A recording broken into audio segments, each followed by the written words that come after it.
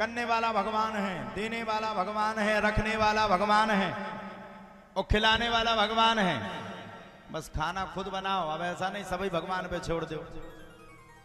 देखो कहा गया कर्म प्रधान। प्रधान क्या है? जीवन में कर्म है। एक हमने अपने चेला से कह दिया भैया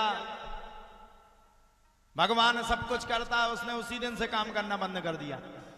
उसकी पत्नी का फोन आया, गुरुजी ये तो कुछ करते ही नहीं, ये तो घर पे बैठा रहता है। हमने फोन लगाया, हमने कहा भैया ये ऐसा काम क्यों? तुम तो बढ़िया नौकरी पे जाते थे, अच्छी जॉब करते थे, घर परिवार में रहते थे, सम्मिलित थे, क्यों छोड़ दिया भैया सब कुछ? बोले गुरुजी आप ही ने तो कहा था देने वाला भगवान है। हमने कहा देने वाला भगवान है तो बोले बस हम अपने घर पे लेट गए चारपाई पे, भगवान ने हमें बना करके। हमने कहा पागल, देगा तो वही, देगा तो वो तभी तुझे जब तू अपने कर्म को सही और भली भांति करे।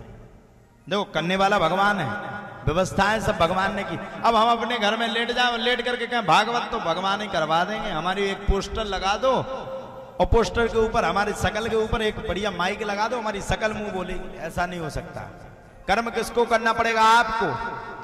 और कर्म के पीछे फल देने वाला कौन है? बोले भगवान। यही भगवान की सुदृढ़ और दृढ़ कृपा है। आज से पहले 2 वर्ष, करीब 2 वर्ष पहले, कई वर्षों से दरबार लग रहा है लेकिन 2 वर्ष की बात कर रहा हूं मैं। कुछ नहीं था यहां, व्यवस्थाएं बन रही थी, दरबार पुराना है, सब कुछ खड़े थे। जब 2 वर्ष पहले यज्ञ किया गया था तब सब कोई अचंभित था कि यहां इतने जल्दी इतनी व्यवस्थाएं कैसे बनेंगी। समझ में नहीं आता था। हमारे परम पूजनीय पिताजी हमसे पूछते थे, पिती दिन बेटा यज्ञ तो कर रहे हो, इतना भरा भारी यज्ञ कर रहे हो, इतनी व्यवस्थाएं करो, कहां से लाओगे, कैसे व्यवस्था करोगे? हमने कहा पिताजी ये तो हमें भी पता नहीं है, बस ये पता है कि व्यवस्थाएं हो जाएंगी, आप चिंता मत करिए। आप विश्वास मानिए आज भी इस संकट मोचन धाम पर मैंने कभी मालिक बन के काम नहीं किया, संकट मोचन धाम पर मैंने नौकर बन के काम किया है। यही कृपा संकट मोचन।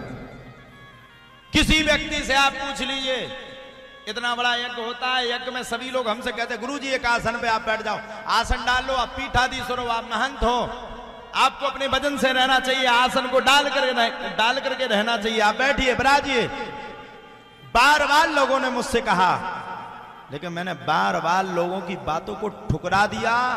और कई बार लोगों ने हमसे कहा गुरुजी आप अकेले मेहनत करते हो, अकेले यहां जाते, अकेले वहां जाते, अकेले यहां व्यवस्था करते, पूरी कमेटी में अकेले आप करते रहते हो, जो आपको दिखता दिन जगते रात जगते, कब सोते हो आप? सोते ही नहीं, आपका कुछ पता ही नहीं है।